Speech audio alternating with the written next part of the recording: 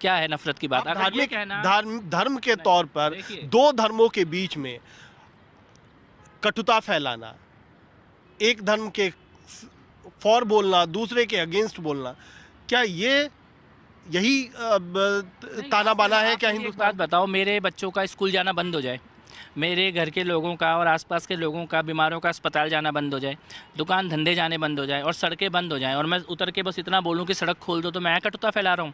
या वो लोग कटुता फैला रहे हैं जिन्होंने हमारी सड़कें बंद कर दी, स्कूल बंद कर दिए, अस्पताल बंद कर दिए, दुकान काम धंधे बंद कर दिए? अंकित शर्मा की हत्या जिनके घरों में हुई, वो कटुता फैला रहे हैं कि अंकित शर्मा के लिए जो न्याय मांगने के लिए उतरा वो कटुता फैला रहा है? दिलबर नेगी को मारने वाले कटुता फैला रहे हैं, या दिलबर आज भी 2 साल बाद भी दिलबर नेगी के परिवार के साथ होली दिवाली राखी पे उसके घर जाके खड़ा होने वाला कटुता फैला रहा है?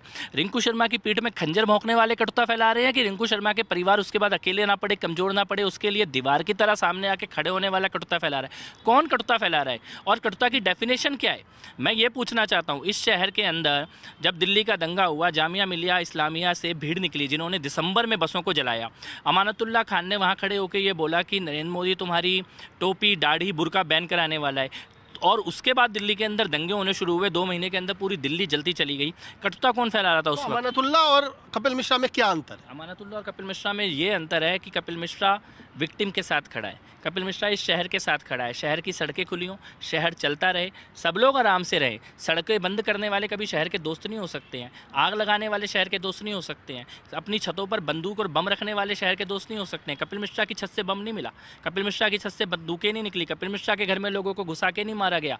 इसीलिए जो लोग ये कहते हैं कपिल मिश्रा कटुता फैला रहा है, उनका असली एजेंडा ये होता है कि जिहादियों को और आतंकवादियों को बचाओ और किसी और के ऊपर इसका बलि का बकरा बनाने की कोशिश करो।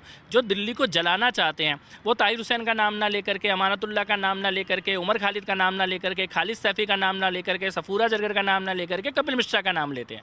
उन सब की नीयत के ऊपर सवाल खड़ा होता है आज। तो आप मानते हैं क्या कि आप नफरती भाषण नहीं देते हैं, आप नफरती बातें नहीं करते हैं?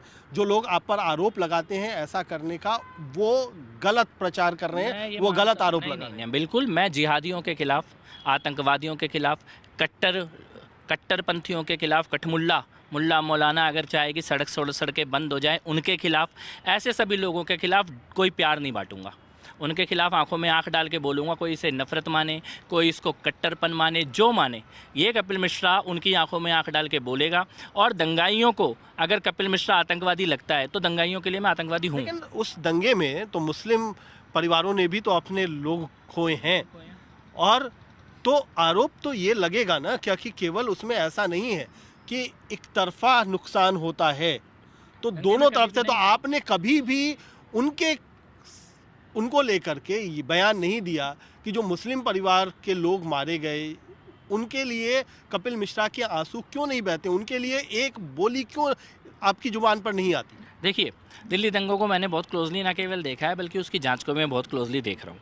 मैं आपको सबसे पहले तो एक बात बताना चाहता हूँ कि किस समाज के कितने लोग मरे, इस आंकड़े में किसी भी दंगे को बांटा नहीं जाना चाहिए, ना इस चश्मे से देखा जाना चाहिए।